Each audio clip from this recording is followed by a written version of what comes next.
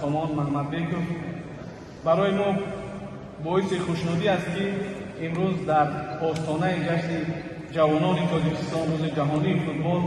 شما با خدمت‌های شبانه روزی حس بلندی و تندرستی از آن برای ملت تاجیک و جوانان و تمام ورزشگران یک تحفه نادر تاریخی نمودید. باور داریم که این قهرمانی شما آغاز مرحله کار است. برای شما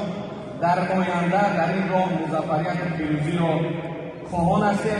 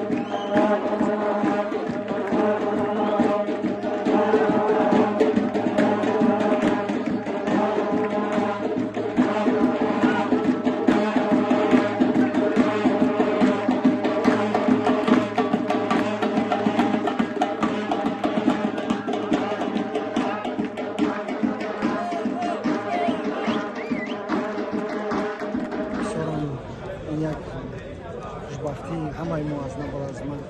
که مثلا بعد 17 سال یعنی باز با این رسیدن به این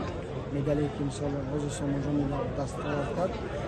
و این حقیقت خود کوشش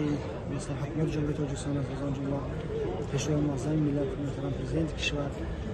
شهردار شهری شنبه مستعمل مالی و خود پرزیدنت فدراسیای